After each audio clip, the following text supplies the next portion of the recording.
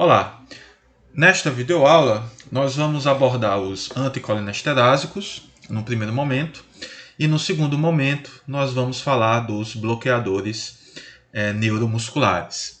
Então, ao falar dos anticolinesterásicos, nós encerramos a farmacologia do sistema nervoso autônomo, abordando, portanto, fármacos que são capazes de inibir a enzima acetilcolinesterase.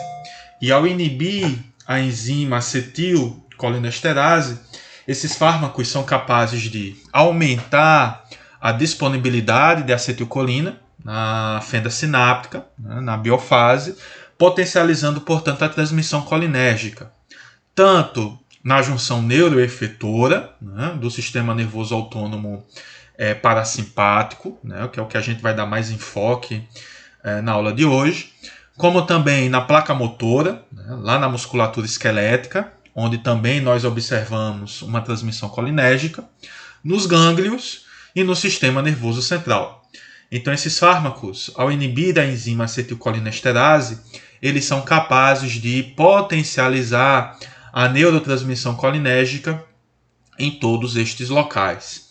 Esses fármacos, eles são bastante importantes, do ponto de vista terapêutico, porque eles são utilizados, por exemplo, para o tratamento do glaucoma, são fármacos utilizados no tratamento da atonia do intestino e da bexiga, e são fármacos também muito importantes do ponto de vista da toxicologia.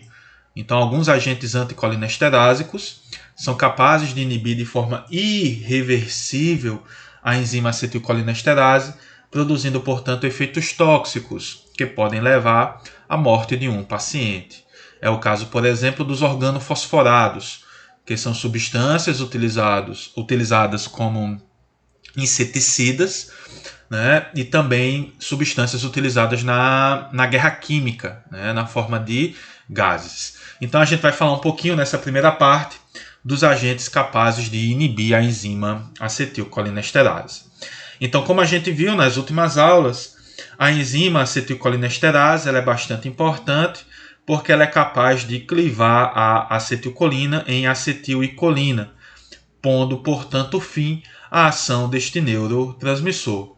Então, ao inibir a enzima acetilcolinesterase, como consequência, a gente aumenta a disponibilidade da acetilcolina nessa fenda sináptica, nesta biofase, aumentando, portanto, a ativação dos receptores colinérgicos, aumentando, portanto, o efeito produzido por esse neurotransmissor.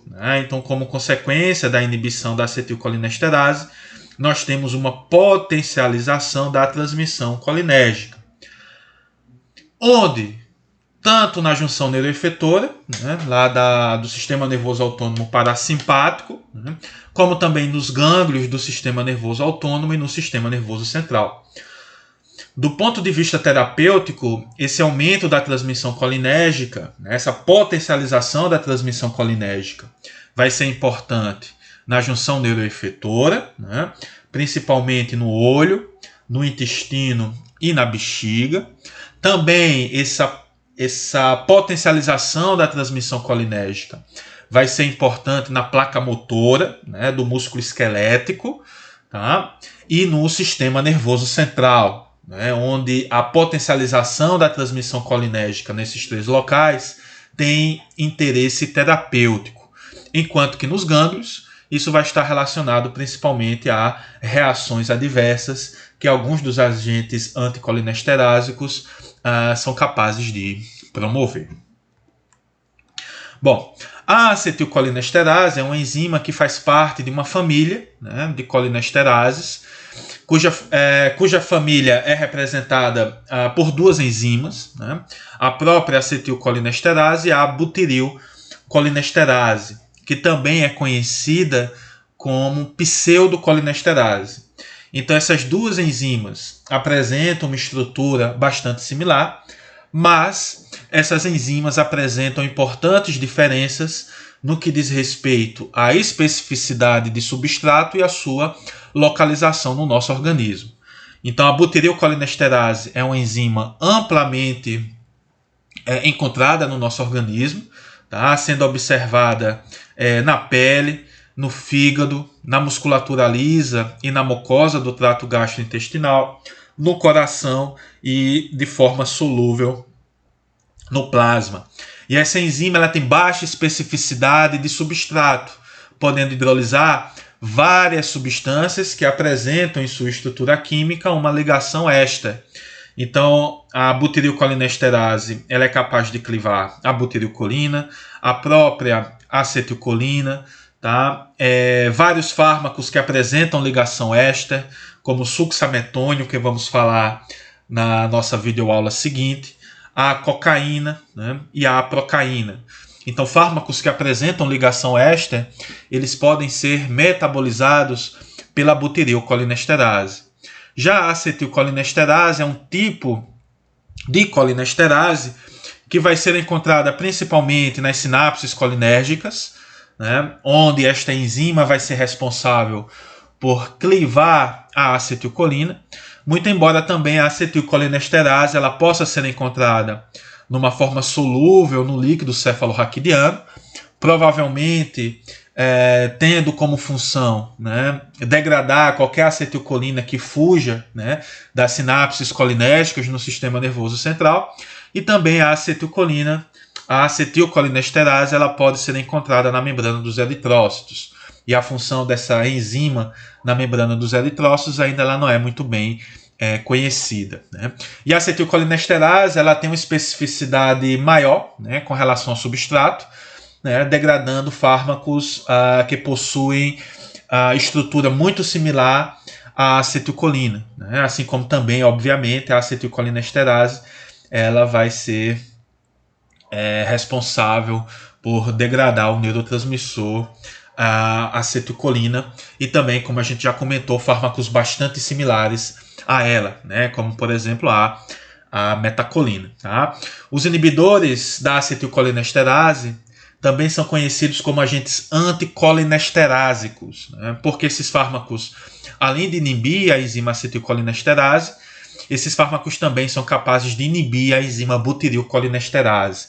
Tá? E também, né, esses fármacos, como vocês vão notar, né, alguns deles são também substratos para essas enzimas. Né? Então, além de inibir a função da enzima, esses fármacos também são degradados por elas.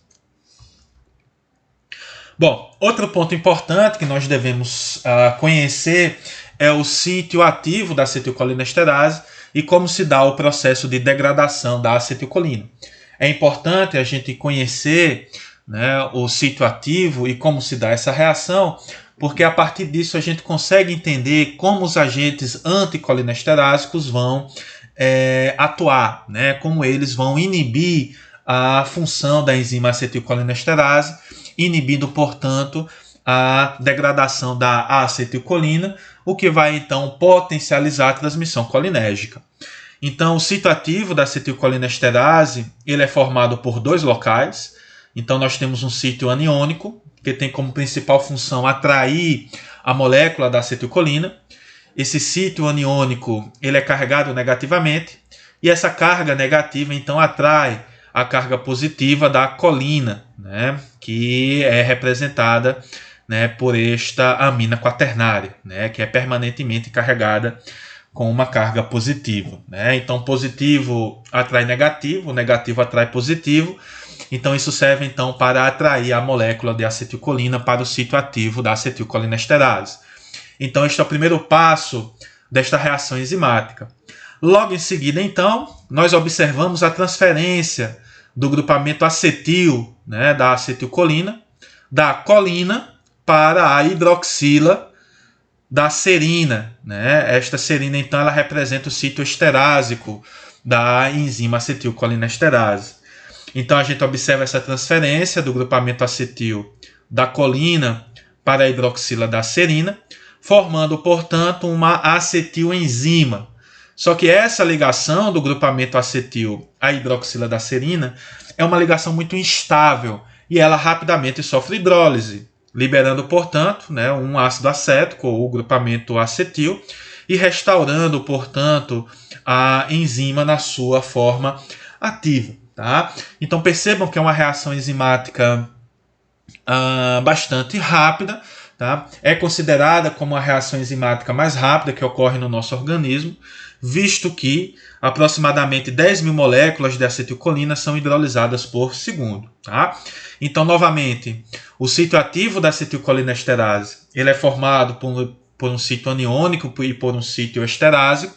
Né? Esse sítio esterásico ele é composto por uma serina, né? E ele é responsável, então, por clivar a molécula de acetilcolina. Então, o primeiro passo da reação é a atração da acetilcolina ao sítio ativo, que se dá graças ao sítio aniônico. Em seguida, então, nós vamos observar uma transferência do grupamento acetil da colina para a hidroxila da serina do sítio esterásico, formando, portanto, uma enzima acetilada. Só que essa ligação ela é muito instável e rapidamente ela sofre hidrólise, liberando, portanto, o grupamento acetil e restaurando a enzima na sua forma livre, na sua forma ativa. Tá? Então isso vai ser importante, gente, porque alguns fármacos vão interagir com o sítio aniônico da enzima, impedindo, portanto, a interação da acetilcolina a esta enzima, assim como também outros fármacos vão interagir com o sítio esterásico, o que também vai impedir a ação a interação da acetilcolina com esta enzima. Com relação aos inibidores da acetilcolinesterase, ou agentes anticolinesterásicos, como comentamos, esses fármacos, ao inibir a enzima acetilcolinesterase, eles vão ser capazes de potencializar a neurotransmissão colinérgica, em especial na junção neuroefetora do sistema nervoso autônomo parasimpático, na placa motora, lá no músculo esquelético, e no sistema nervoso central. Né? Então vão ser nesses locais onde nós vamos ter tanto os efeitos terapêuticos como também os efeitos tóxicos relacionados à ação desses fármacos. Os inibidores da acetilcolinesterase eles podem ser divididos de acordo com as suas características de bloqueio em agentes reversíveis e irreversíveis, e os agentes reversíveis ainda podem ser divididos em agentes de duração de ação curta e agentes de duração de ação intermediária. Do ponto de vista terapêutico, os agentes reversíveis de duração de ação intermediária são os agentes de maior importância. Né? São os agentes que são utilizados, por exemplo, para o tratamento do glaucoma, da atonia de bexiga do intestino e também para o tratamento da miastenia gravis, né? Que é uma doença que atua na musculatura esquelética, causando, portanto, fraqueza muscular.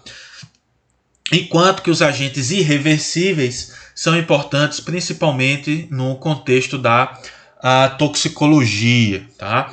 Os agentes de duração de ação curta, como o hidrofônio, eles têm importância como método de diagnóstico para o diagnóstico da miastenia gravis. Tá?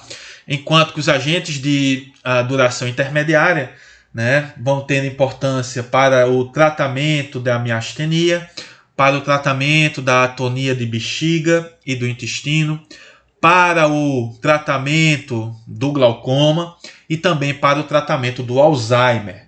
O Alzheimer também é uma condição que está relacionada a um déficit da transmissão colinérgica, mas que vai ocorrer no sistema nervoso central. Tá? Então, do ponto de vista terapêutico, gente, para tratamento, os agentes reversíveis de duração de ação intermediária são os agentes mais importantes, né? Como a neostigmina, como a piridoxtigmina, fisostigmina, donepezila e a rivastigmina. Com relação aos agentes de ação curta, né, nós temos como principal exemplo o hidrofônio, né, que é um composto de amônio quaternário.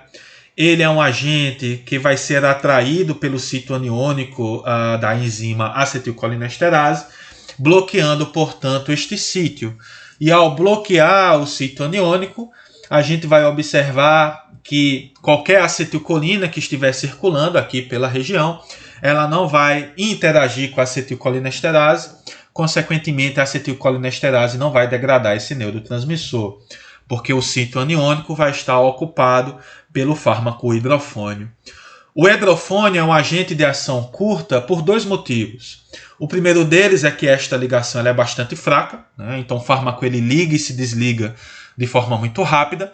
E o segundo motivo é que este fármaco ele é bastante hidrossolúvel, então ele é rapidamente eliminado pelos rins, o que faz com que a sua duração de ação ela seja bastante curta, tá? Girando em torno aí de 2 a 10 minutos.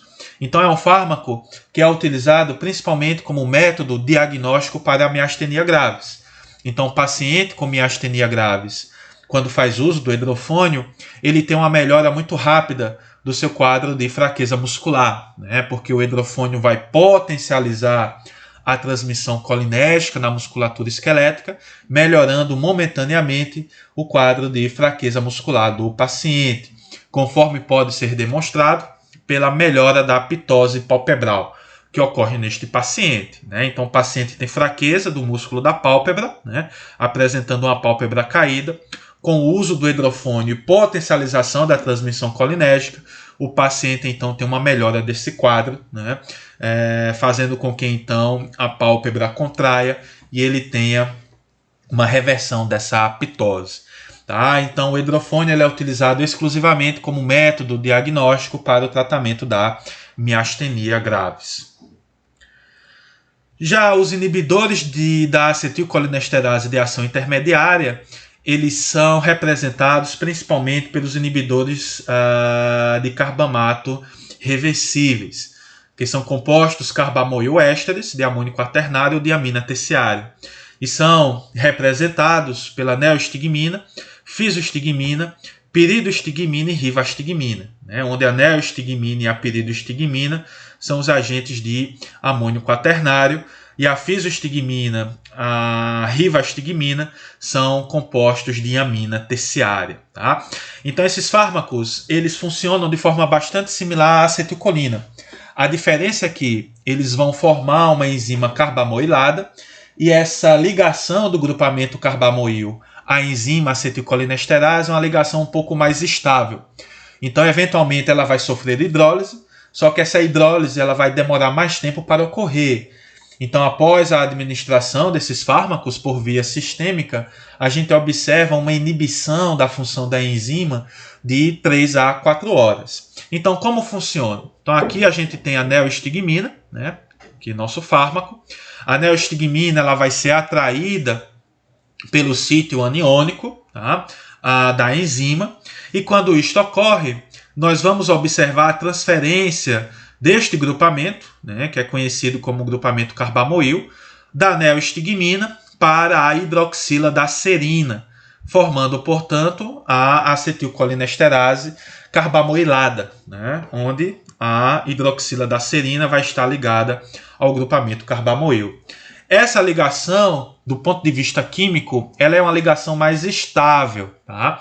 Eventualmente, ela vai sofrer de hidrólise, só que essa hidrólise ela vai ocorrer de forma muito mais lenta. Tá? Então a enzima ela vai permanecer carbamoilada, né, após a administração sistêmica desses fármacos por um período de 3 a 4 horas. Tá? Então fazendo com que durante esse período de 3 a 4 horas, onde a enzima está carbamoilada, né, esta enzima então ela não consegue degradar a acetilcolina. Então com isso a gente consegue potencializar a transmissão colinérgica por todo o nosso organismo. Tá? Então, os inibidores da acetilcolinesterase de ação intermediária são agentes mais interessantes, né, porque eles promovem uma maior duração de bloqueio da enzima acetilcolinesterase, e essa maior duração de ação ela pode ser interessante do ponto de vista terapêutico.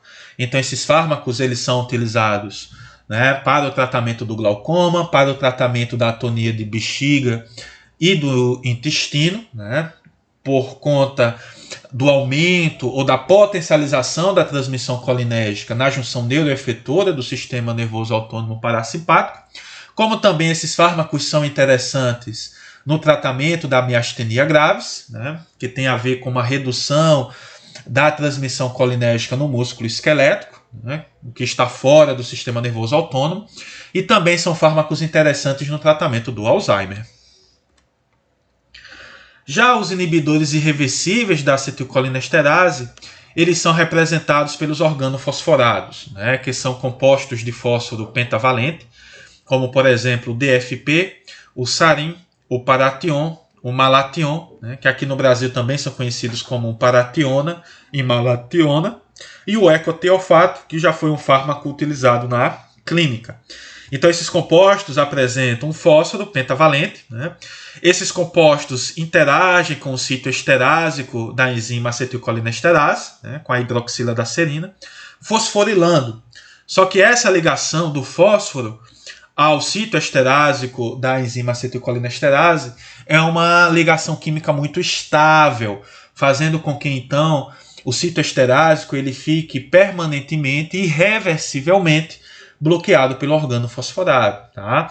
Então esses fármacos eles são capazes de inibir de forma irreversível a enzima acetilcolinesterase, o que acaba, portanto, promovendo efeitos tóxicos relacionados a uma potencialização excessiva da neurotransmissão colinérgica em todo o nosso organismo. Esses fármacos organofosforados eles são muito lipossolúveis e são muito potentes. Então eles são capazes de produzir uma síndrome colinérgica no nosso organismo, né, no organismo humano, podendo levar, né, podendo ter como consequência final a morte do paciente, né, que vai ser causada principalmente por parada cardiorrespiratória. Com relação à farmacocinética desses agentes, nós temos que as aminas quaternárias, como o hidrofônio, neostigmina e piridostigmina, são agentes que, quando utilizados por via oral, né, são fármacos que têm uma absorção bastante limitada, né, em até 30%, e são fármacos que, por serem aminas quaternárias, possuem uma lipossolubilidade reduzida, fazendo com que esses fármacos não ultrapassem a barreira hematoencefálica, não produzindo, portanto, efeitos centrais. Então, o hidrofônio, a neostigmina e a piridostigmina são fármacos que, quando administrados por via sistêmica, vão produzir efeitos essencialmente periféricos, tá? Onde? Principalmente na placa motora. Então, esses fármacos são interessantes, por exemplo, no tratamento, né, da miastenia graves, né, como a neostigmina e a piridostigmina, e também são fármacos que vão atuar na junção neuroefetora, tá, do sistema nervoso autônomo parasimpático. Então, quando a gente precisa de efeitos periféricos, né, dos inibidores da acetilcolinesterase, nós vamos dar preferência à neostigmina e à piridostigmina, né, que são carbamatos, né, inibidores reversíveis da acetilcolinesterase, que possuem uma duração de ação intermediária. Então, esses fármacos, por serem compostos de aminas quaternárias, né, carregados positivamente, eles não ultrapassam a barreira hematoencefálica, não produzindo efeitos centrais, mas vão produzir efeitos essencialmente periféricos. Já as aminas terciárias, como a fisostigmina, rivastigmina, donepezila e galatamina, são compostos que possuem a maior lipossolubilidade. Então, quando administrados de forma sistêmica, são capazes de atuar tanto, né, na junção neuroefetora, na placa motora, como também no sistema nervoso central, né, porque são fármacos capazes de ultrapassar a barreira hematoencefálica. Então, a fisostigmina, rivastigmina, donepezila e galatamina podem produzir efeitos centrais, tá? Neste caso específico, nós temos que a rivastigmina, donepezila e galatamina são os agentes preferidos para o tratamento do Alzheimer, tá? Então, são agentes que vão ultrapassar a barreira hematoencefálica, produzindo, portanto, uma potencialização da transmissão colinérgica no sistema nervoso central. E isso passa a ser importante principalmente no tratamento do Alzheimer.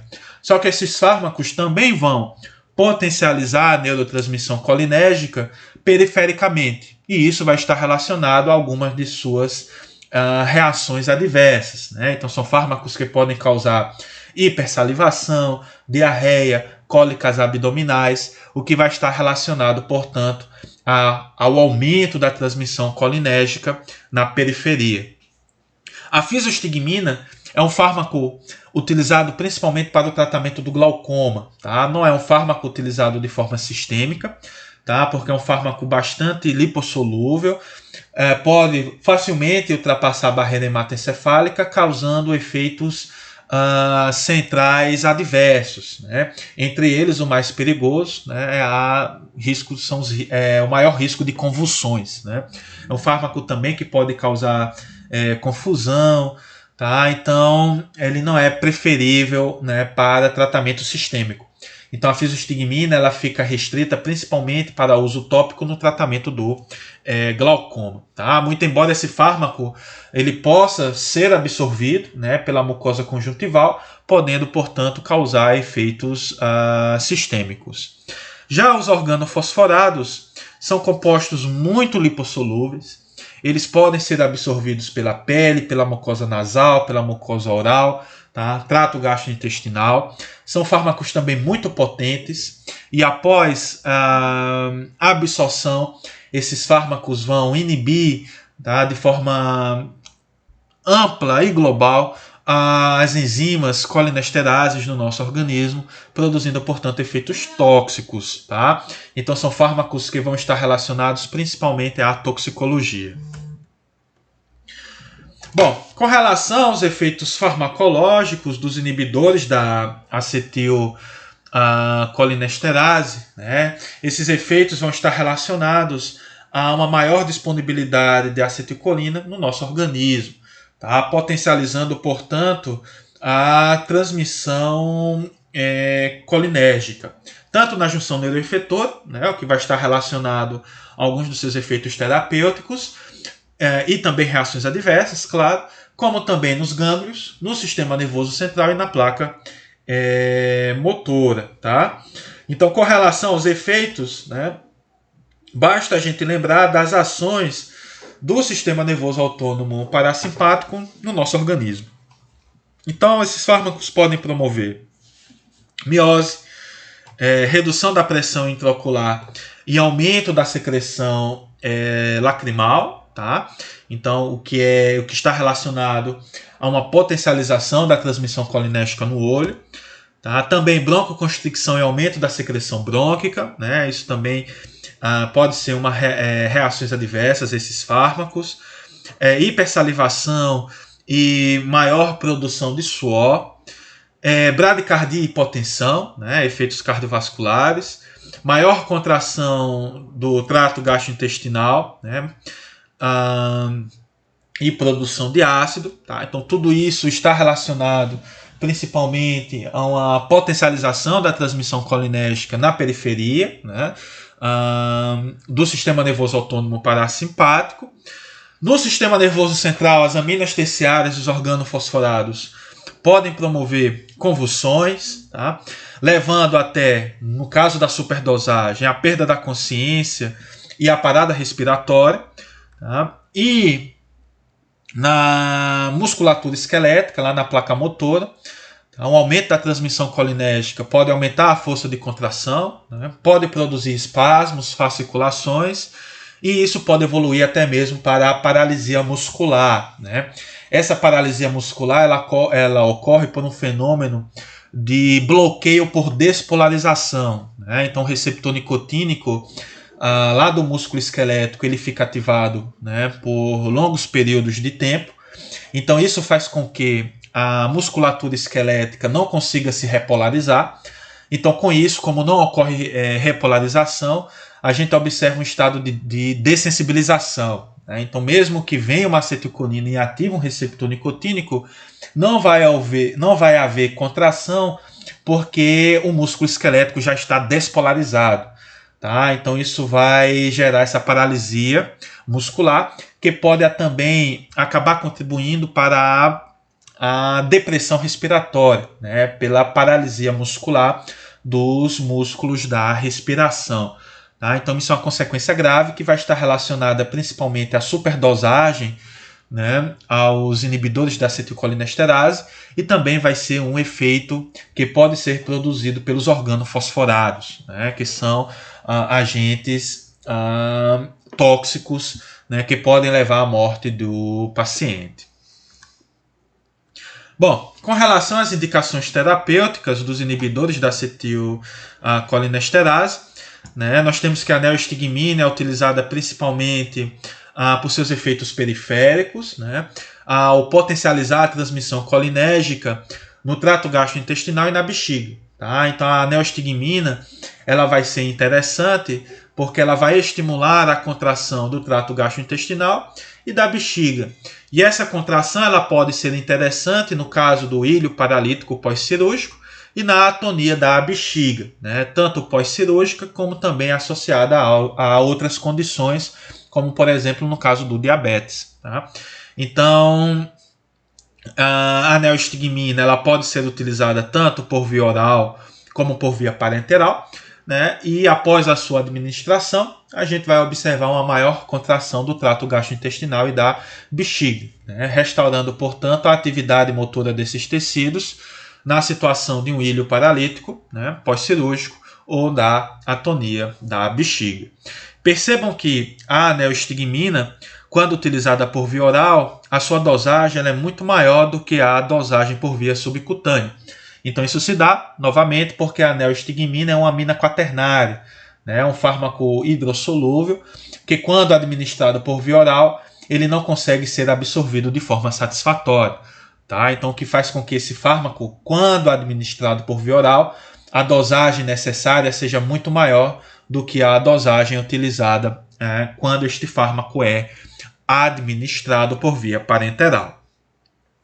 A fisostigmina, por sua vez, ela é utilizada principalmente por via tópica, né, na oftalmologia, para o tratamento do glaucoma. Né? Então, esse fármaco ele vai potencializar a transmissão colinérgica na musculatura lisa do músculo ciliar e do músculo constrictor da pupila, estimulando a contração destes dois tecidos, e isso faz com que ocorra a formação de um canal de drenagem para o humor aquoso.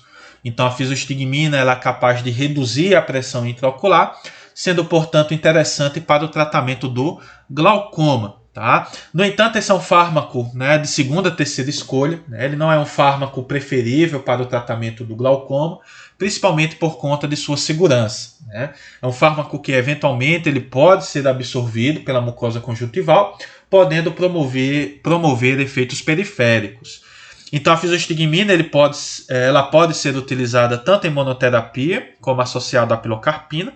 Tá? No entanto, é um fármaco destinado somente àqueles pacientes refratários a outras opções mais seguras, né? Como o timolol, como inibidores da anidrase carbônica e assim por diante. Outra importante indicação terapêutica dos inibidores da acetilcolinesterase foge, né, dessa situação do sistema nervoso autônomo e está relacionada a uma potencialização da neurotransmissão colinérgica na musculatura esquelética. Né? Lembrando que isto faz parte do sistema nervoso periférico, né? Somático motor. Como a gente vai ver na nossa próxima aula, o neurônio motor também é um neurônio colinérgico, né? E a placa motora, né, que representa a junção entre a terminação desse neurônio motor e o músculo esquelético, também é uma transmissão colinérgica. Tá? No caso específico da miastenia gravis, esta é uma doença, né, autoimune causada pela produção de anticorpos contra o receptor nicotínico desta placa motora, levando, portanto, à redução do número de receptores. Essa redução do número de receptores nicotínicos na placa motora leva a sinais e sintomas relacionados à fraqueza muscular. Tá? E tem como principal sinal, né, a pitose palpebral, né? Então a pálpebra do paciente ela fica caída, né? E isto é causada, portanto, por uma fraqueza muscular da pálpebra, tá? Então uma das estratégias terapêuticas é potencializar a transmissão colinérgica, né, nessa placa motora, no músculo esquelético, com o intuito então de reverter essa fraqueza muscular. E isso pode ser feito com o uso de inibidores da acetilcolina. colinesterase. Tá? Então a gente tem o hidrofone, né, que é utilizado principalmente como método diagnóstico, né, por conta de sua curta duração de ação. Tá? Então aqui a gente tem um paciente com pitose palpebral, né, antes e após a administração do hidrofônio. Tá? Então o hidrofônio ele potencializa a transmissão colinérgica, né, na musculatura esquelética aqui da pálpebra, fazendo com que então ocorra uma reversão dessa pitose, tá? Indicando, portanto, né, ou ajudando no diagnóstico da miastenia graves. Só que o hidrofônio tem uma duração de ação bastante curta, então rapidamente o paciente retorna para o estado de pitose palpebral. Tá? Então o hidrofônio é utilizado como método diagnóstico e para o tratamento a longo prazo desta condição utiliza-se a piridostigmina, a neostigmina ou a benônio, né, que também não está aqui descrito. Então esses fármacos, todos eles são aminas quaternárias, né? São fármacos que têm baixo poder de absorção e não ultrapassam a barreira hematoencefálica. Então são fármacos que vão produzir essencialmente efeitos periféricos, né? Na placa motora, né? Lá no músculo esquelético e na junção neuroefetora. Tá? Só que no caso da miastenia graves, o efeito terapêutico vai se dar devido à potencialização da transmissão colinérgica na placa motora desses pacientes. Outra indicação terapêutica bastante interessante dos inibidores da acetilcolinesterase é no tratamento da doença de Alzheimer. Tá? Então, neste caso, a gente utiliza inibidores da acetilcolinesterase que são capazes de ultrapassar a barreira hematoencefálica, em especial a donepezila, a galantamina e a rivastigmina. A doença de Alzheimer é uma doença progressiva que afeta a memória e outras funções cognitivas, né? É uma doença bastante prevalente na população idosa e ela é caracterizada de forma geral pela morte de neurônios colinérgicos no sistema nervoso central, né? Em particular hipocampo e córtex. E esta morte dos neurônios colinérgicos está associada à deposição da proteína beta-amiloide e da proteína tau, né, que acaba levando, portanto, à morte desses neurônios colinérgicos e, consequentemente, a um déficit de acetilcolina no hipocampo e no córtex. Né? E essa redução da transmissão colinérgica nesses locais vai promover, portanto, os sintomas cognitivos associados ao Alzheimer. Então, uma das estratégias, ou melhor, a principal estratégia terapêutica no tratamento do Alzheimer é tentar aumentar essa disponibilidade colinérgica. E isso pode ser feito pela utilização dos inibidores da acetilcolinesterase, né, que vão inibir a enzima acetilcolinesterase no sistema nervoso central, aumentando, né, ou potencializando a transmissão colinérgica neste local, reduzindo, portanto, a sintomatologia associada ao Alzheimer. Então, os principais agentes utilizados são a donepezila, rivastigmina e galantamina. Todos são agentes reversíveis de ação intermediária. Tá? São agentes, né, capazes de ultrapassar a barreira hematoencefálica, produzindo, portanto, efeitos centrais. Dentre esses fármacos, né, o mais utilizado aqui no país é a donepezila. Tá? É um agente capaz de inibir a acetilcolinesterase, podendo ser utilizado, né, uma vez ao dia, sendo, portanto, interessante no tratamento do Alzheimer. Tá? Então, nós vamos ter uma aula específica, né, para abordar esses fármacos no Alzheimer, lá na farmacologia aplicada, né, numa aula chamada de tratamento farmacológico das doenças neurodegenerativas, onde a gente aborda os principais fármacos utilizados tanto no tratamento do Alzheimer como também no tratamento do Parkinson. Outra utilização dos anticolinesterásicos é para a reversão do bloqueio neuromuscular por agentes não despolarizantes. Como a gente vai ver na segunda parte desta videoaula, os bloqueadores neuromusculares não despolarizantes são antagonistas competitivos reversíveis do receptor nicotínico na placa motora. Então, os inibidores da acetilcolinesterase, ao aumentar a disponibilidade de acetilcolina, são capazes de reverter o bloqueio muscular, por simples competição, né? Então, como a acetilcolina ela aumenta em quantidade na placa motora, ela acaba deslocando os antagonistas competitivos reversíveis do receptor nicotínico, revertendo, portanto, o bloqueio neuromuscular, né? Então, essa é uma estratégia bastante utilizada na prática para reverter o bloqueio neuromuscular induzido por agentes não despolarizantes, né? Então, a gente vai falar um pouquinho dessa ação na videoaula seguinte, tá? E para este caso, utiliza-se bastante a neostigmina por via intramuscular na dosagem de 1 a 5 mg. Algumas reações adversas aos inibidores da acetilcolinesterase, né? Essas reações adversas estão relacionadas à potencialização da transmissão colinérgica pelo nosso organismo, tá? Então, o paciente pode apresentar hipersalivação, hipotensão, bradicardia, né? Náusea, diarreia, vômito e dor abdominal, né? O que representa as principais reações adversas a esses fármacos, né? As mais comuns.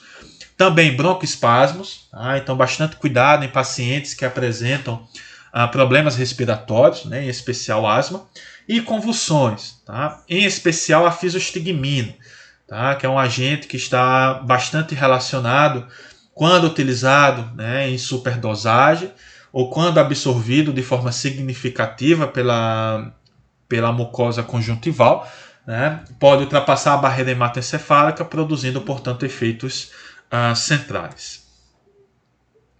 Bom, é importante também a gente destacar um pouco, né, de forma bastante rápida, alguns aspectos relacionados à intoxicação pelos agentes organofosforados, né? Então, os agentes organofosforados aqui no país são muito utilizados, né, na agricultura, né, como agrotóxicos, em especial por sua ação inseticida. Então, são agentes que estão muito relacionados a intoxicações agudas, tá? Então, por exemplo, 70% das intoxicações agudas os agrotóxicos estão relacionadas aos organofosforados, e isso pode ocorrer de diversas formas, né? Tanto de forma ocupacional, né, como aqui no caso desse cidadão, né, que está utilizando agrotóxico sem utilizar nenhum EPI, né, então não está utilizando luva, máscara, uma roupa apropriada. Então este cidadão ele pode acabar tendo contato com grandes quantidades de organofosforados, e isso pode acabar promovendo, né, efeitos tóxicos. Seja também por conta ambiental, né? Então, sei lá, uma poça de um agrotóxico e o paciente pisa nessa poça, né, com os pés descalços. Isso pode acabar levando a uma absorção do organofosforado, produzindo efeitos tóxicos. Tentativa de suicídio, né, o que é bastante comum no campo, né? Então, enquanto que na cidade, né, as tentativas de suicídio utilizam, né, medicamentos diversos, como barbitúricos, benzodiazepínicos, no campo utiliza-se muito agrotóxicos, em especial agentes organofosforados, ou de forma alimentar, tá? E além dessa situação de intoxicações, né, por agrotóxicos, os organofosforados também são importantes na guerra química, né? Então, muitos dos gases utilizados na guerra química são organofosforados, em especial o sarin, né? Temos outros agentes, mas o sarin é um dos mais utilizados, né? Então, recentemente, essa reportagem aqui, eu acho que foi de 2019, né? Eu acho que foi o último grande caso, né? Onde ocorreu a utilização do gás sarin num ataque químico lá na Síria, né, levando à morte de várias pessoas, tá? Então é um gás, né, organofosforado bastante utilizado neste sentido. Então, o quadro da intoxicação aguda por organofosforados ele é bastante complexo, né, e ele envolve o que chamamos de síndrome colinérgica, né, porque esses agentes vão potencializar a transmissão colinérgica em todo o nosso organismo, tá? Levando a miose, dificuldade na respiração, né, pela broncoconstricção e produção de secreção traqueobrônquica, a sudorese, ereção peniana, micção, cólicas, vômitos e diarreia, tá? Então o paciente ele chega, né, urinado, né, e com defecação, bradicardia, hipotensão, rinorreia, tá? Confusão, convulsões, pode levar até mesmo coma, né? E a morte ela está bastante relacionada com a parada cardiorrespiratória, tá? Que pode ocorrer tanto por conta de um efeito central, né? No centro da respiração, como também pela parada, né? Pelo relaxamento ou paralisia muscular dos músculos da respiração, né? Como o diafragma e os músculos intercostais, que se dá por aquele mecanismo conhecido como bloqueio por despolarização. E as vias de contaminação podem ser qualquer uma, tá? Então, olho, pele, boca, nariz, né? Então, os organofosforados são compostos muito lipossolúveis, podendo ser rapidamente absorvidos, tá? E rapidamente distribuídos por todo o nosso organismo. O tratamento da intoxicação por organofosforados envolve basicamente ventilação mecânica, né? Porque esse paciente vai ter dificuldades respiratórias, antagonistas muscarínicos, em especial a atropina, né? Que deve ser dada em alta dose, até 4 mg, para impedir as ações muscarínicas, tanto periféricas, né? Na junção neuroefetora, como também no sistema nervoso central. Utiliza-se também a pralidoxima, né, para recuperar a enzima. Então este é um antídoto, mas que vai atuar principalmente na musculatura esquelética. Tá? É um fármaco, é uma amina quaternária. Tá? Então não consegue atuar de forma satisfatória na junção neuroefetora do sistema nervoso autônomo parasimpático, nem nos gânglios, nem no sistema nervoso central. Tá? Mas vai ser importante para reverter o bloqueio da acetilcolinesterase no músculo esquelético, evitando, portanto, a paralisia muscular, né, que pode ocorrer devido à potencialização da transmissão colinérgica neste local. Tá? E também agentes... aqui a gente tem, né, a pralidoxima. Né? Então, a pralidoxima apresenta esse grupamento aqui conhecido como oxima, que consegue, então, né, retirar do sítio esterásico da enzima o organofosforado. Né? A gente já vai ver como é que isso se processa. E também temos a utilização de anticonvulsivantes, né? Benzodiazepínicos ou outros agentes com o intuito de prevenir as convulsões que podem ocorrer devido à intoxicação com os organofosforados. Então aqui a gente tem um mecanismo de ação da pralidoxima, né? Então nós temos aqui a acetilcolinesterase ligada ao organofosforado. Então a pralidoxima ela é atraída pelo sítio aniônico da enzima, e quando ocorre essa interação, nós vamos observar, né, a transferência do fósforo da hidroxila da serina para a hidroxila da oxima, tá? Fazendo com que então a gente tenha a formação da pralidoxima fosforilada e a restauração da enzima na sua forma ativa. Tá? Só que essa reação ela vai ocorrer de forma preferencial na musculatura esquelética. Então é isso, gente. Aqui está a bibliografia recomendada. Qualquer dúvida sobre a temática é só escrever lá no fórum, no SIGA, ou vocês também podem me enviar, e-mail, tá? Que eu respondo rapidamente.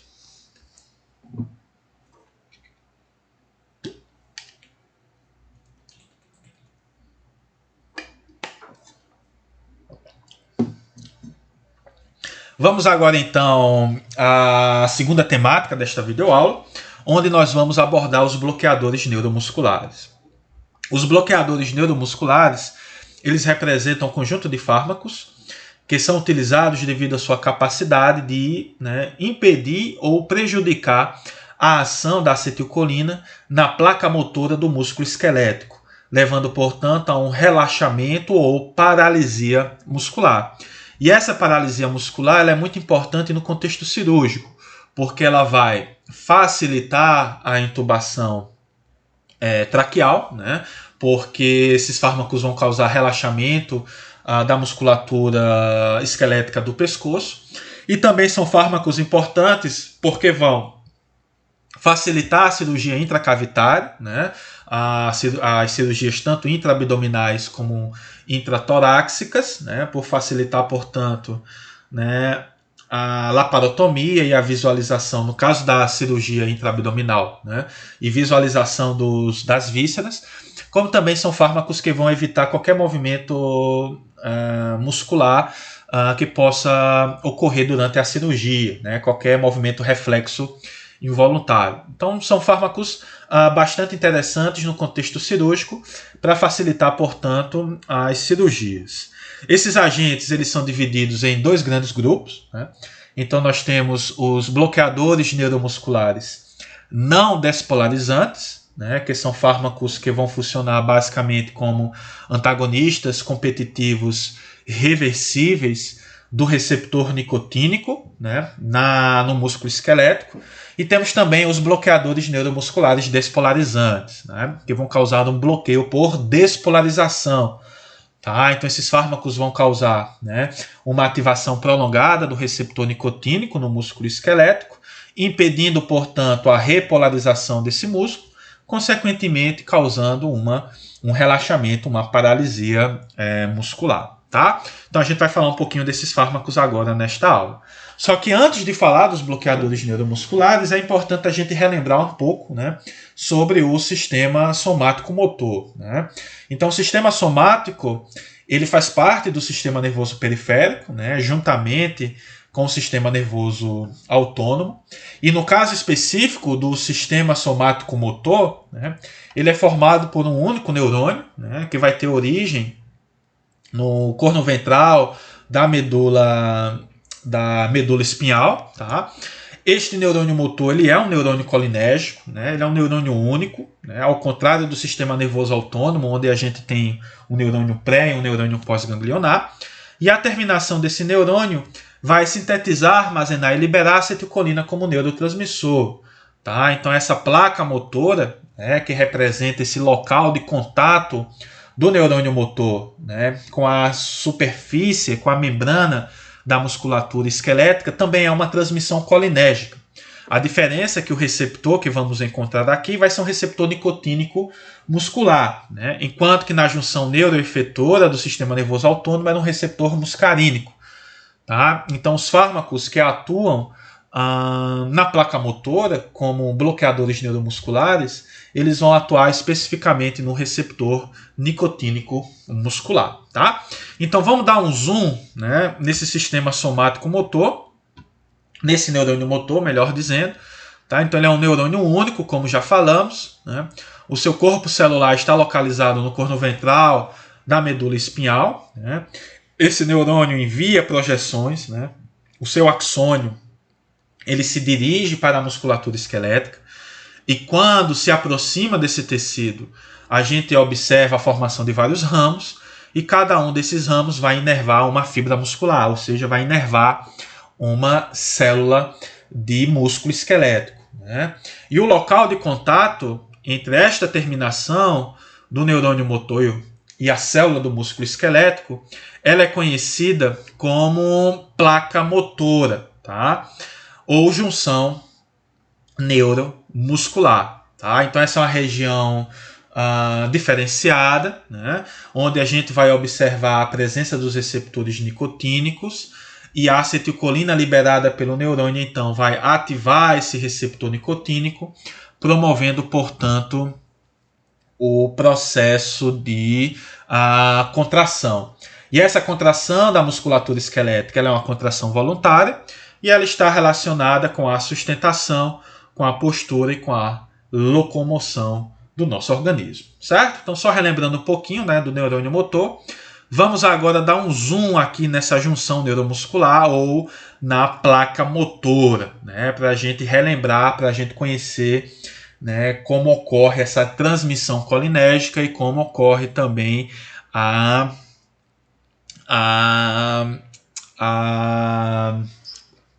o processo de contração do músculo esquelético. Então aqui a gente tem a terminação, né, do neurônio motor, tá? É um neurônio colinérgico. E aqui a gente tem a nossa placa motora, né, que é uma região diferenciada da célula do músculo esquelético. Então, o que é que vai ocorrer? Né? Então, primeiramente, a gente tem a síntese da da acetilcolina, né? Essa síntese ela ocorre de forma similar ao que a gente já viu nas aulas passadas. Então, a colina ela é captada por um transportador específico e na presença, né, e no interior do axoplasma,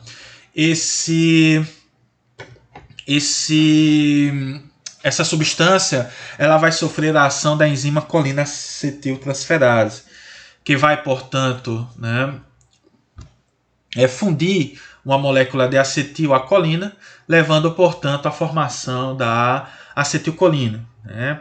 Esse neurotransmissor, então, ele vai ser captado por uma vesícula e armazenado e com a chegada de um potencial de ação e a entrada de cálcio, nós vamos ter a fusão dessa vesícula à membrana do neurônio, liberando, portanto, a acetilcolina. Essa acetilcolina, então, vai atuar no receptor nicotínico, né, que é um receptor ionotrópico, e a ativação deste receptor vai levar ao influxo de íons sódio e cálcio, gerando, portanto, uma despolarização, né, da membrana. Essa despolarização vai ativar canais de sódio, levando a um grande influxo de sódio, consequentemente promovendo um potencial de ação. E esse potencial de ação, então, ele vai ser propagado ao longo da fibra muscular. Esse potencial de ação ele é importante porque ele vai levar à abertura de canais de cálcio e a entrada de cálcio, então, vai estimular o processo de contração do músculo esquelético. Tá? Então, esse é o processo responsável pela contração do músculo esquelético. Tá? Então, isso vai ocorrer nessa junção neuromuscular, né, que é o local de contato da terminação do neurônio motor, né, com a musculatura esquelética, né, que vai se dar basicamente aqui nessa placa motora terminal, que é a região, né, especializada da membrana do músculo esquelético, que contém, portanto, né, os receptores nicotínicos, que quando ativados vão ter como consequência final o processo de contração. Bom, então vamos falar um pouquinho sobre o receptor nicotínico, né? Então, como a gente já viu nas aulas passadas, o receptor nicotínico ele é um receptor ionotrópico, né? Então ele é um receptor canal. Na ausência do ligante, este receptor ele encontra-se fechado e com a chegada do neurotransmissor, né, da acetilcolina, a gente observa uma mudança de conformação neste receptor, que vai permitir, portanto, a abertura de um canal e o influxo de íons, gerando, portanto, uma despolarização. E essa despolarização vai acabar resultando, no fim das contas, né, num potencial de ação, que se ocorrer no músculo esquelético, vai levar, né, o que chamamos de potencial de placa terminal, que vai acabar resultando num processo de contração do músculo esquelético. Este receptor nicotínico ele pode ser de dois tipos, né? Ele pode ser tanto um receptor nicotínico neuronal como um receptor nicotínico muscular. E o que vai diferenciar um receptor do outro vão ser as subunidades que vão compor esse receptor, tá? Então, o receptor nicotínico ele é um pentâmero, né, formado por 5 subunidades, que podem ser as subunidades alfa, beta, gama, delta ou epsilon. A subunidade alfa ela ainda pode ser encontrada, né, em subtipos, do alfa 1 até o alfa 9, e a subunidade beta da mesma forma, pode ser encontrada também em subtipos, do beta 1 até o beta 4. Então essas subunidades elas vão se organizar, né, de forma a circunscrever um canal, tá, que quando aberto então vai levar ao processo de despolarização e consequentemente de contração do músculo esquelético. Então o receptor nicotínico ele pode, né, ser formado ou pode ser encontrado como estrutura homomérica, né, sendo formado por 5 subunidades alfa 7, que se organizam de forma a circunscrever um canal. esse tipo de receptor nicotínico ele é encontrado somente no sistema nervoso central. Tá? Temos também o tipo de receptor nicotínico 2-alfa-3, 3-beta-4, que é formado por 2 subunidades alfa-3 e 3 subunidades beta-4. Então este também é um receptor neuronal, mas é encontrado nos gânglios. E temos o receptor nicotínico que é encontrado no músculo esquelético, que é formado por 2 subunidades alfa-1, uma subunidade beta-1, uma subunidade delta e outra subunidade gama. Tá? Então é esse tipo de receptor nicotínico que é encontrado no músculo esquelético. Tá? E vai ser esse receptor nicotínico que vai ser alvo para a ação dos bloqueadores neuromusculares. Tá? Bom, com relação aos bloqueadores neuromusculares, né, vale a pena a gente contar um pouquinho sobre o seu histórico. Tá? Então, os bloqueadores neuromusculares eles surgem, né, a partir da observação de que alguns extratos das plantas, né, do gênero Strychnus e Chondrodendron, né, eram utilizados por índios aqui na Amazônia. Né? Então os índios utilizavam dardos, né, com este veneno e utilizavam esses dardos para caçar. Né? Então eles injetavam o dardo, né, com o extrato dessa planta em animais e os animais então caíam paralisados. Né? E eles utilizavam então, né, esses animais para alimentação. Então os europeus, quando aqui chegaram, né, ficaram maravilhados, né, com a utilização desse extrato, levaram esse extrato para a Europa para estudo. Né? E em 1850, né, o Bernard ele observou, né, que esse extrato, conhecido como curare, ele era capaz de promover paralisia muscular por atuar diretamente na junção neuromuscular, tá? Impedindo, portanto, a ação, né, o que sabemos hoje, né, do neurotransmissor acetilcolina. Né? O curare ele também foi muito importante na farmacologia, né, porque o Langley utilizou o curare para desenvolver a ideia do receptor. Né? Então, foi graças ao curare, né, que o Langley desenvolveu a ideia de uma substância interagindo com uma substância receptora na célula e essa interação era capaz de produzir um determinado efeito. Né? Em 1935, o King, né, ele isolou do curare a tubocurarina e a tubocurarina então começou a ser utilizada na prática cirúrgica para promover paralisia muscular. Né? E desde então, outros agentes foram desenvolvidos, né, outros agentes mais seguros, e são empregados até hoje para facilitar a intubação traqueal e também, né, são utilizados para facilitar a realização de processos cirúrgicos intracavitários. Então, hoje em dia, nós já temos vários bloqueadores neuromusculares. Né? A tubocurarina ela não é mais utilizada na prática, né? Porque é um agente menos seguro em relação aos outros. No entanto, a gente sempre fala da tubocurarina num contexto comparativo. Né? Então, a gente compara as ações dos agentes mais jovens à tubocurarina para que a gente possa entender as principais vantagens e desvantagens desses fármacos. Então aqui, gente, eu listo para vocês os principais agentes bloqueadores neuromusculares utilizados aqui no país, né? Como a tracúrio, que é bastante utilizado, né? O cisacúrio também, né? Que é um derivado do atracúrio, o rocurônio, né? Que também é bastante utilizado aqui no país, o succinilmetônio, que é um bloqueador neuromuscular muito utilizado para facilitar a intubação no contexto de cirurgias emergenciais, né, por conta de seu rápido início de ação e duração de ação curta. O vecurônio, né, também é um agente relativamente bastante utilizado. Todos esses compostos, todos esses fármacos são compostos de amônio quaternário, tá? Então são agentes que têm uma lipossolubilidade bastante baixa.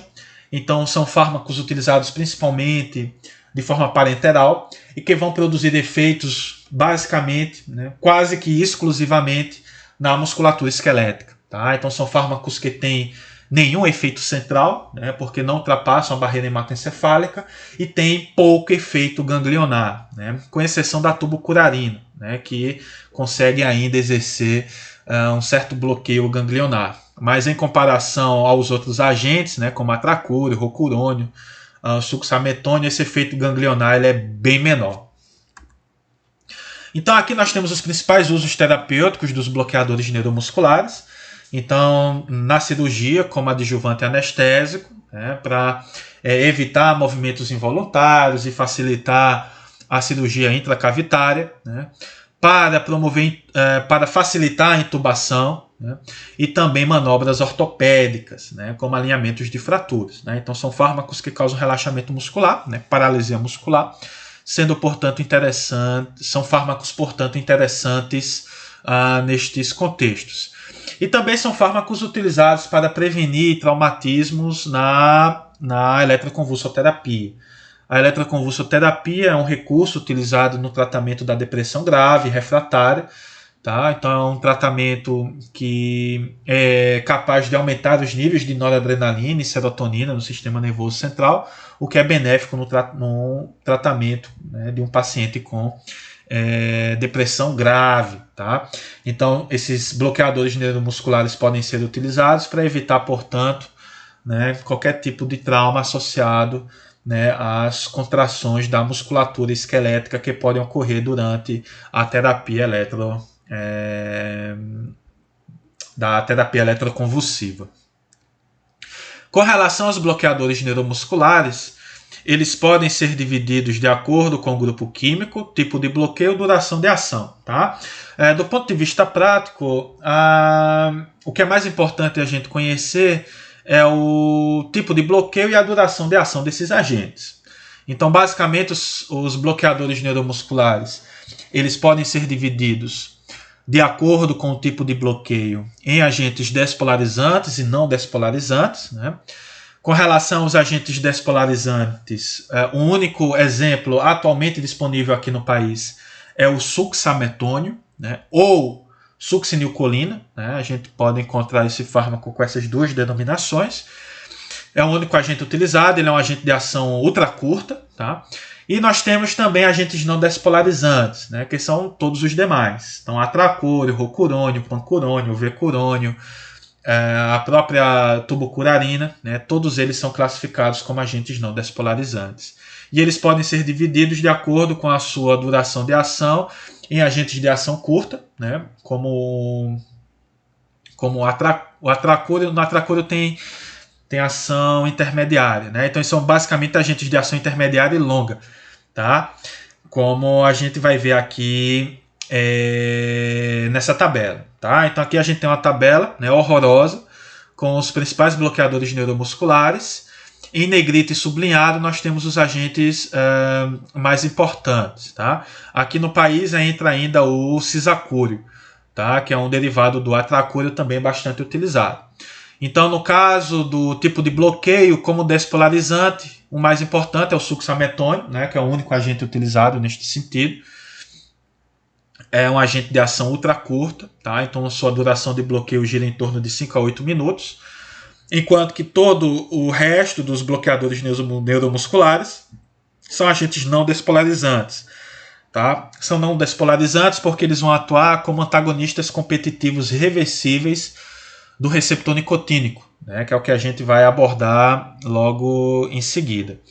E esses agentes são fármacos de ação intermediária, né, como o atracúrio, o rocurônio e o vecurônio, ou agentes de duração de ação longa, né, como a tubucurarina e o pancurônio. Tá? Só que desses aqui no país, gente, os preferidos, né, são o succinilcolina, né, é um agente bastante utilizado para bloqueio neuromuscular em cirurgias de emergência, e para cirurgias eletivas, atracúrio, rocurônio e vecurônio, né? São os agentes preferidos e os agentes mais utilizados, né? De acordo com um artigo que eu vou submeter para vocês do ano de 2015. Bom, e como é o mecanismo de ação desses agentes? Então a gente vai começar a falar do mecanismo de ação dos bloqueadores neuromusculares não despolarizantes, né, como a tubucurarina, como atracúrio, cisacúrio, pancurônio, vecurônio, rocurônio, tá? Então, esses agentes, eles são antagonistas competitivos reversíveis do receptor nicotínico. Então, o que isso quer dizer, gente? Que esses fármacos eles vão interagir com o receptor nicotínico muscular, impedindo, portanto, a ação da acetilcolina. Tá? Então, se a acetilcolina não interage com o receptor nicotínico, nós não vamos ter a despolarização da placa motora, consequentemente, a gente não vai ter a contração do músculo esquelético. Então, isso vai acabar causando uma paralisia muscular. Tá? Então, percebam que é um mecanismo de ação muito simples. Então, basicamente, esses fármacos impedem a ação da acetilcolina no receptor nicotínico, causando, portanto, uma paralisia muscular. Outro ponto importante é que os inibidores da acetilcolinesterase são capazes de reverter esse bloqueio. Tá? Por quê? Porque os inibidores da acetilcolinesterase eles vão aumentar a quantidade de disponibilidade de acetilcolina na fenda sináptica, né, dessa junção neuromuscular. Então, o aumento da acetilcolina acaba deslocando a tubocurarina do seu sítio de ligação. E isso acaba restaurando, portanto, o funcionamento do receptor nicotínico, né, restaurando também, portanto, a função da placa motora, né, fazendo com que então o paciente ele volte a ter capacidade de contração da musculatura esquelética. Tá? Então, os inibidores da acetilcolinesterase eles são capazes de reverter o bloqueio neuromuscular causado pelos agentes não despolarizantes. E isso é tão importante, gente, porque esse conceito é utilizado na prática. Tá? Então, ao acabar a cirurgia, se é necessário uma rápida restauração da função motora do paciente, pode-se utilizar, por exemplo, a neostigmina, né, que é um inibidor da acetilcolinesterase. Tá? Ele é utilizado, portanto, para reverter, né, o bloqueio neuromuscular, né, produzido por agentes não despolarizantes. Tá? Neostigmina. Ok? Por que isso ocorre? Porque os inibidores da acetilcolinesterase vão aumentar a disponibilidade da acetilcolina. A acetilcolina, então, desloca o bloqueador neuromuscular não despolarizante do seu sítio de ligação, revertendo, portanto, o bloqueio neuromuscular. Tá? Então, o receptor ele fica livre para ser ativado pela acetilcolina. Já no caso do mecanismo de ação do bloqueador neuromuscular despolarizante succinilcolina ou succinilcolina, é um mecanismo um pouco mais complexo, tá? Mas que também vai acabar resultando em uma paralisia muscular. Então, no caso do succinilcolina, né, ele é formado por duas moléculas de acetilcolina, né, duas moléculas de acetilcolina que são fundidas, e o succinilcolina, assim como a acetilcolina, ele vai interagir com o receptor nicotínico, tá? Ativando este receptor, o que vai levar, portanto, a uma abertura do canal, entrada de sódio, despolarização e uma contração da musculatura esquelética. Tá? E isso vai ser visto, do ponto de vista prático, como contrações espontâneas, né? Principalmente dos músculos da parede abdominal, gerando, portanto, fasciculações. Só que essas fasciculações rapidamente elas evoluem para uma paralisia. Por quê?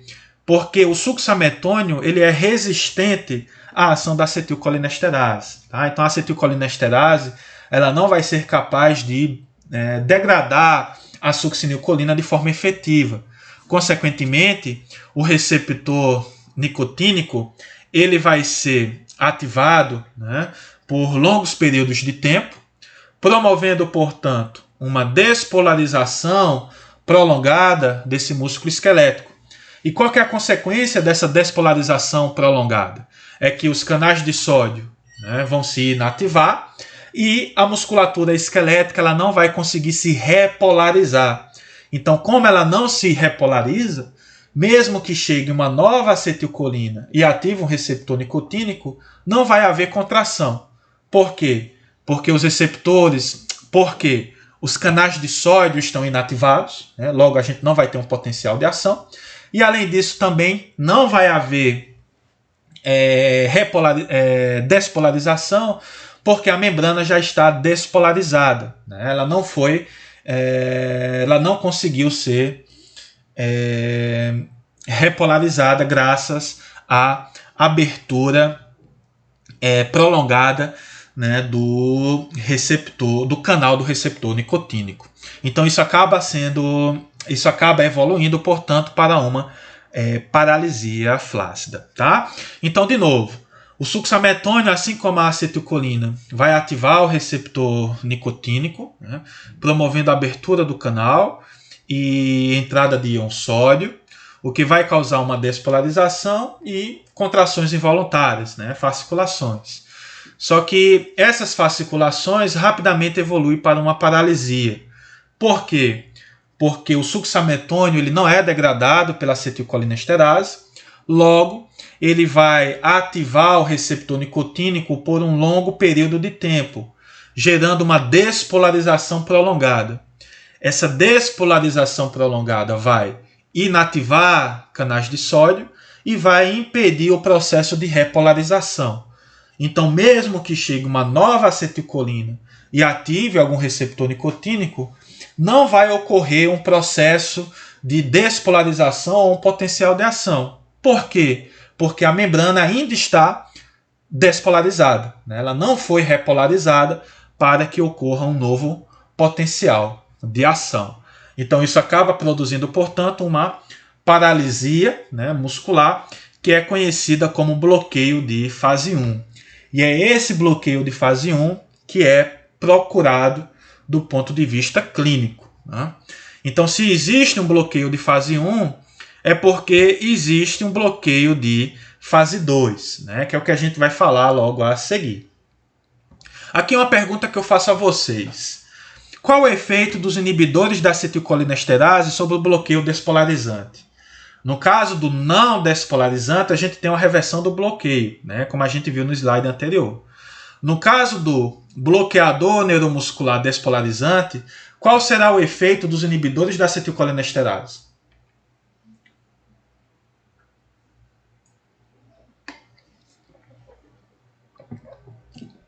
Chegaram a uma resposta? O efeito será uma potencialização do bloqueio, tá? Porque ao inibir a enzima acetilcolinesterase, a gente aumenta a disponibilidade da acetilcolina. E a acetilcolina também é um agente despolarizante, né? Que quando mantido por longos períodos de tempo, tá? Nessa junção neuromuscular, né? Na placa motora do músculo esquelético, a acetilcolina vai ativar o receptor nicotínico de forma prolongada, tá? Causando, portanto, uma inativação dos canais de sódio e impedindo o processo de repolarização do músculo esquelético, fazendo com que então ocorra essa dessensibilização, né, do músculo esquelético. Tá? Então a acetilcolina acaba contribuindo para a ação de bloqueio despolarizante da succinilcolina ou do succinilmetônio. Bom, quando o succinilmetônio ele é utilizado em altas concentrações ou utilizado de forma prolongada, ele pode acabar promovendo o que a gente conhece como bloqueio de fase 2, tá? Esse bloqueio de fase 2, ele não é interessante do ponto de vista prático terapêutico, tá? Porque ele é um bloqueio de longa duração e de difícil reversão, tá? Então, normalmente ele não é procurado, ele não é indicado, tá? Esse bloqueio de fase 2, ele tem características do bloqueio não despolarizante, né? E o mecanismo pelo qual ele ocorre ainda não é muito bem conhecido, mas acredita-se que tem envolvimento de um bloqueio físico do canal do receptor nicotínico, tá? Então, ao bloquear o canal do receptor nicotínico, né, o influxo de sódio ele cessa e a musculatura esquelética ela consegue se repolarizar. No entanto, a gente ainda observa paralisia muscular, né, porque mesmo que chegue uma acetilcolina, essa acetilcolina não vai conseguir ativar o receptor nicotínico porque o canal ele está bloqueado. Tá? No entanto, esse bloqueio de fase 2 ele não é interessante, né, porque ele é um bloqueio de maior duração de ação e também tem difícil reversão. E ele pode estar relacionado a eventos adversos ao uso da succinilcolina, né, podendo promover parada respiratória, né, pelo bloqueio da musculatura respiratória, como diafragma e intercostais, né. Então isso acaba não sendo interessante do ponto de vista prático, né. No caso dos bloqueadores neuromusculares despolarizantes, né, o ideal é que se utilize esses fármacos para a produção do bloqueio de fase 1, né, que é um bloqueio neuromuscular de curta duração de ação. Bom, avançando um pouquinho no conhecimento do bloqueio neuromuscular, né, é importante a gente conhecer a ordem de bloqueio, né. Então, no caso dos bloqueadores neuromusculares não despolarizantes, como tubucurarina, atracúrio, vecurônio, rocurônio e pancurônio, esses agentes, né, quando administrados, eles vão atuar primeiramente, né, nos pequenos músculos, né, como o músculo do olho, maxila, laringe. Tá? Em seguida, o bloqueio envolve os músculos dos membros inferiores, superiores e do tronco. E, por último, o diafragma e os intercostais, né, que são os músculos mais resistentes à ação dos bloqueadores neuromusculares. E a ordem de recuperação é a inversa, né? Então, primeiramente, o diafragma e os intercostais eles se recuperam, logo em seguida os músculos dos membros e do tronco e, por fim, os pequenos músculos. Tá? Então, isso pode ser observado claramente com o uso dos bloqueadores neuromusculares não despolarizantes. No caso do succinilcolina, ele é um fármaco que tem ação, né, bem mais rápida, né, início de ação mais rápido. Então, após a administração, a gente observa rapidamente fasciculações do tronco e do abdômen, tá, que evolui rapidamente para um relaxamento muscular, cujo efeito máximo ele é observado por uma apneia transitória, né, que vai estar relacionada ao bloqueio dos músculos da respiração, né, como o diafragma e os intercostais. Tá? Mas a gente consegue ainda observar uma sequência de bloqueio de forma bastante similar aos agentes não despolarizantes. Né? Então, primeiramente, pequenos músculos, logo em seguida, né, os músculos dos membros, né, e, por fim, os músculos da respiração. E a regressão, né, ocorre rapidamente, né, em aproximadamente 5 minutos. Né? Então, o succinilcolina é um agente de ação que tem um início de ação rápido, assim como também a duração de ação. Relaxamento muscular prolongado também pode ser obtido com infusão contínua, né? Mas em geral não é recomendado pelo risco do surgimento do bloqueio de fase 2, né? Que é um bloqueio muscular um pouco mais complicado porque tem maior duração de ação e difícil, né, reversão. Os agentes, os bloqueadores neuromusculares também podem produzir alguns efeitos relacionados ao bloqueio do receptor nicotínico ganglionar, mas isso é mais evidente para a tubucurarina e para o alcurônio. Né? A tubucurarina basicamente não é utilizada hoje em dia. Tá? O atracúrio, o vecurônio, o pancurônio e o rocurônio, que são os agentes mais usados, eles têm um menor risco de promover bloqueio ganglionar. Né? Então são fármacos muito mais seletivos para os receptores nicotínicos nos músculos. E se ocorrer um bloqueio ganglionar, normalmente ele vai ser caracterizado por uma hipotensão e taquicardia, né? Do ponto de vista cardiovascular. Então eles podem bloquear tanto os gânglios do sistema nervoso autônomo parasimpático e simpático, e ao realizarem esse bloqueio ganglionar, no fim das contas, a principal consequência é uma redução da pressão arterial, né, somada a uma taquicardia. O succinilcolina também pode ter algum efeito ganglionar, mas também é muito raro. Tá? E se ocorrer esse efeito, ele vai estar relacionado à ativação dos receptores nicotínicos nos gânglios. O succinilcolina não consegue promover, né, um bloqueio por despolarização nos gânglios, porque ele alcança os gânglios em baixa concentração. Então, normalmente, o principal efeito observado é uma ativação do receptor nicotínico ganglionar. Tá? E quando isso ocorre, o efeito final esperado normalmente é hipertensão e bradicardia, tá? Que vai ser o resultado, portanto, da ativação dos receptores nicotínicos nos gânglios do sistema nervoso autônomo. Mas no caso do succinilcolina é um efeito relativamente raro. Os bloqueadores neuromusculares também podem causar degranulação dos mastócitos, né, o que é um efeito direto, né? Então, como são fármacos carregados positivos, carregados de forma positiva, né, essa carga positiva ela pode acabar estimulando a degranulação dos mastócitos. E a intensa liberação de histamina pode contribuir para alguns efeitos cardiovasculares, como hipotensão, como também podem causar broncoespasmos e salivação. No entanto, essa degranulação dos mastócitos ela está relacionada principalmente ao uso da tubucurarina, né, que basicamente não é utilizado hoje em dia, mas pode ter importância, gente, para o succinilcolina e para o atracúrio, tá, que são agentes bastante utilizados hoje em dia. Tá? Então, essa degranulação dos mastócitos normalmente está associada com a administração rápida e de doses mais altas desses fármacos, tá? Enquanto que pancurônio, vecurônio e pipecurônio são agentes, né? E o rocurônio também, que não está aqui descrito, são agentes que têm menor probabilidade de promover esse efeito, né? Sendo, portanto, mais seguros. Então agora, gente, nós vamos traçar alguns comentários mais importantes sobre os agentes bloqueadores neuromusculares mais utilizados hoje em dia na prática. Tá? Começando com o succinilcolina, né? Ou succinilcolina, que é formado por duas moléculas de acetilcolina. Tá? Então é um bloqueador neuromuscular despolarizante de ação ultra curta, né? Tem um início de ação bem rápido e uma duração de ação bastante curta.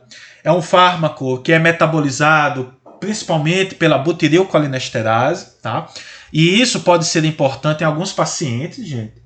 Alguns pacientes podem, né, ter uma mutação, né, ou uma variação genética que podem expressar uma butirilcolinesterase com uma ação, digamos assim, mais lenta, mais fraca.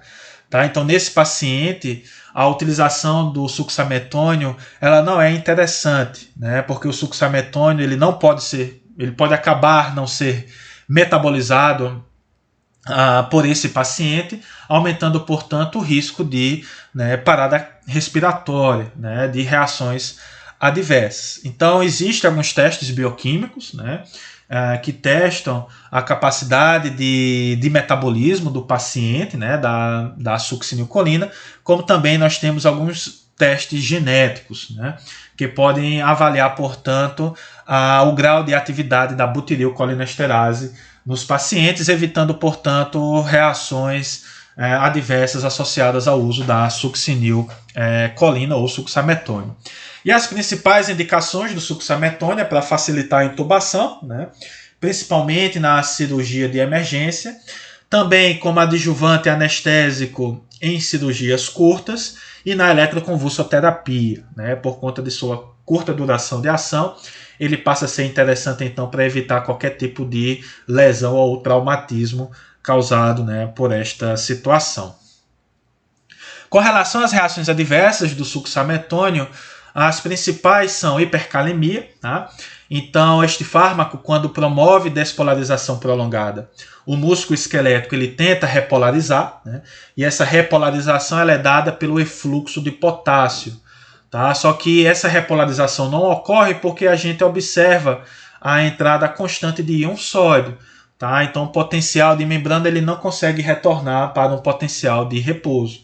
Só que o canal de potássio ele fica aberto, né? Fazendo com que ocorra um efluxo maciço de potássio, elevando, portanto, a quantidade de potássio no sangue. Então isso pode ser importante porque essa hipercalemia pode acabar resultando em parada cardíaca. Tá? E ela vai ser particularmente importante em dois casos. No primeiro, pacientes com extenso traumatismo, queimaduras e rabdomiólise, né, destruição do músculo esquelético. Então essas condições por si só já aumentam potássio. Tá? Então o succinilcolina ele deve ser contraindicado nessas situações, tá? porque a gente pode acabar observando uma elevação excessiva do potássio, levando, portanto, a uma hipercalemia que pode ser fatal. E também pacientes com insuficiência cardíaca congestiva em uso de digoxina, né, em que o excesso de potássio pode reverter a ação da digoxina e o paciente pode ter, né, uma drástica redução do débito cardíaco, ou em pacientes que fazem uso do poupadores de potássio, né, o que também pode acabar elevando de forma excessiva os níveis de potássio no sangue, causando, portanto, uma hipercalemia que pode ser fatal. Tá? Então, os níveis de potássio, né, devem ser monitorados, né, devem ser conhecidos neste paciente. Outra reação adversa importante do succinilcolina é a hipertemia maligna, né, que é uma condição genética, né, autossômica, que pode ser desencadeada por certos fármacos, incluindo o succinilcolina. Então, essa hipertemia maligna é causada por uma liberação maciça de grandes quantidades de cálcio pelo retículo sarcoplásmico, né, lá do músculo esquelético. E essa liberação excessiva de cálcio vai causar contratura muscular, né? Esse excesso de cálcio também estimula a cadeia respiratória das mitocôndrias, estimulando o consumo excessivo de oxigênio, estimulando a produção excessiva de CO2. O excesso de cálcio também promove, né, o metabolismo não oxidativo, levando à formação de ácido lático, né? Então, esse aumento da contração muscular, esse aumento da cadeia respiratória, né, o que pode acabar aumentando a temperatura corporal, e o aumento do ácido lático gera um quadro de taquipneia, né, acidose lática, arritmia cardíaca, hipertensão e hipertemia, né, aumento da temperatura. Tá? E isso pode ser um quadro fatal para o paciente. Então, o tratamento da hipertemia maligna basicamente é o resfriamento, né, e o dantrolene, que é um agente que inibe o receptor de rianodina, impedindo, portanto, a liberação maciça do cálcio, né, e restaurando, portanto, este quadro. Outras reações adversas que podem ocorrer, né, é a taquicardia, depressão respiratória, né, dor muscular pós-operatória, né, que pode ser causada pelas fasciculações, né, as contrações involuntárias que a succinilcolina pode induzir, e aumento da pressão intraocular. Tá? Então, a succinilcolina pode promover contração dos músculos extraoculares, né? Esses músculos são mais resistentes à ação da succinilcolina, então eles não relaxam. E essa contração dos músculos extraoculares pode acabar resultando em aumento da pressão intraocular, né? O que pode ser contraindicado em pacientes com glaucoma. Né? Já com relação aos agentes não despolarizantes, né, temos também algumas